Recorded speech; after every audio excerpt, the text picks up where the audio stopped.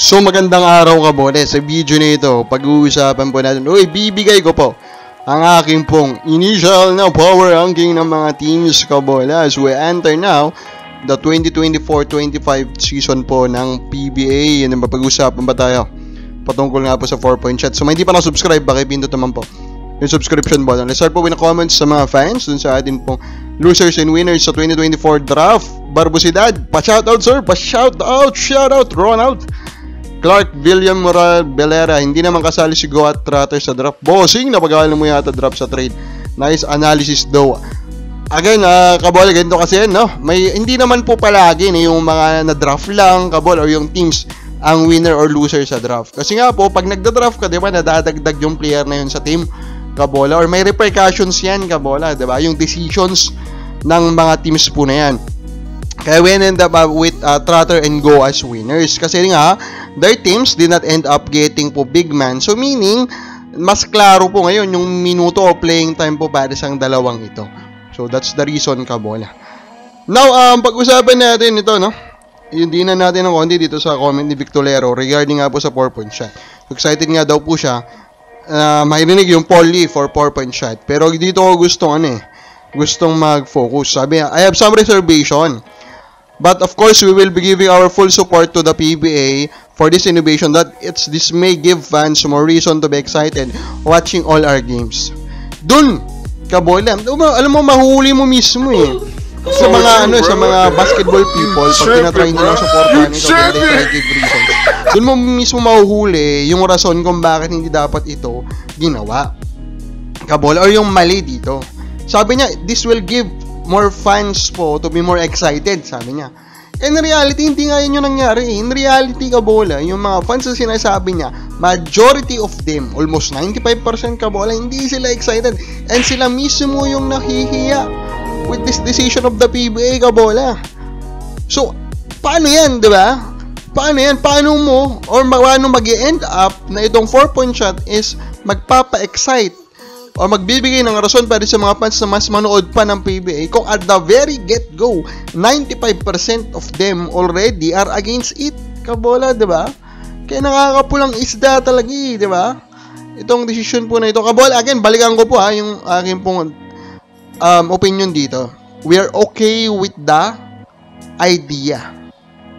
Unfortunately, kabola, it will easily backfire. Kabola, maraming risk eh. Malaki yung chance na mag-backfire. Malaki yung chance, kabola, na mag-backfire. So, ito na nga po, ito na nga po yung atin pong ranking, kabola. Again, this is the ranking according to the likelihood. Sa tingin namin is sila po yung mananalo po nitong 2024 Governors Cup, kabola. So, start po natin with the last place, number 12, Northport, no? So, they have talent sa roster nila. Pero may mga klaro kasi silang need currently, kabola, di ba? Like their point guard, maybe Ivan Nelly can end up as their starting point guard. Tignan natin kung ano yung quality niya. Pero yung big man rotation nila sobrang hina din, kaya sila yung number 12 natin. Number 11 natin, NLEX. Kung mahina na po yung rotation ng Northport, I think pwedeng mas mahina pa sa NLEX eh. Michael Miranda, Jonel Policarpio, Ato Ular, Dave Marcelo, kabol. Unfortunately, if that is your rotation in the front line, medyo tagilid ka talaga, no? So, if they will not add one more good body there, talagang tagilid ang NLEX. And of course, tagilid na front line is a very, very big problem. Number 10 natin, Conversion. The biggest reason is, of course, baka hindi po makakalaro ito pong si Baltasar in this Governors Cup. And by the looks of it, they also got an import that is underwhelming. So, mukhang alam na kung ano pong gustong gawin ulit ng Converge for this tournament. Number 9 ko will be Terra Firma. Of course, exciting, kabola, na makita na very clear na number 1 guy si Stan Heidinger, kabola, sa kanya po yung opensa, malamang yan, kabola. Tignan natin kung gaano po ka-monstrous yung mga numerong ilalabas niya with Terra Firma. Number 8 natin, Blackwater.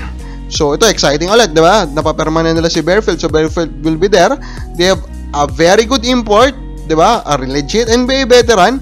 So, tignan natin kung may magandang chemistry yung Bearfield sa Ricky Ledo, kabola. Number 7 ko will be Phoenix. I am excited with their import, although underwhelming yung laruan niya sa Davao.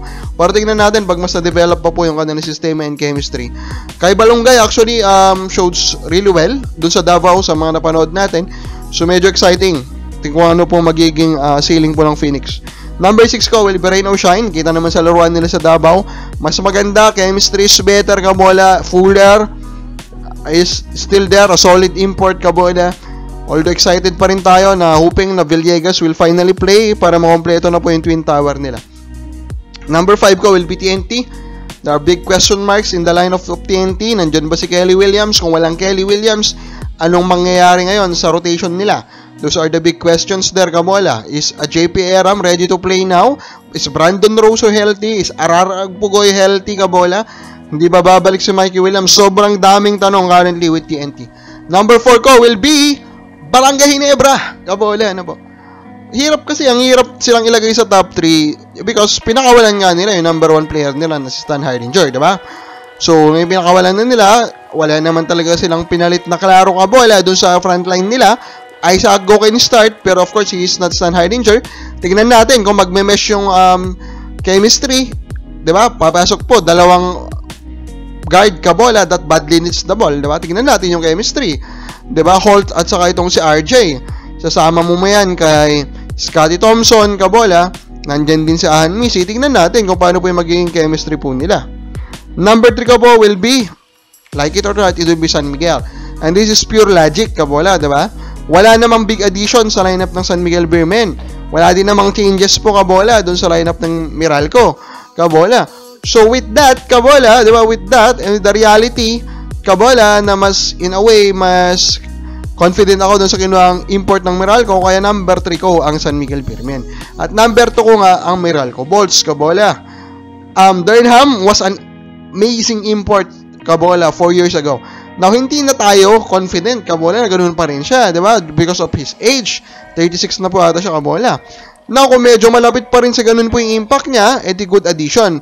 Pero nasa Meralco na yan kung gano'n lang kabilis po siyang babalitan kapag napansin nila na hindi na nga po ganun yung level niya, hindi na tulad ng dati. Pero overall, their lineup is intact. They added Cancino, kabola. So, tignan natin kung gano'n po ito kaganda. And then, of course, number 1 ko will be Magnolia. Bakit po Magnolia Hotshots?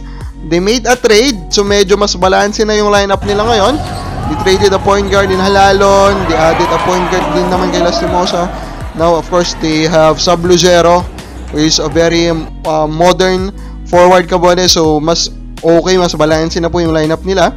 And of course, they have the strongest import in paper, kabola, Glenn Robinson III.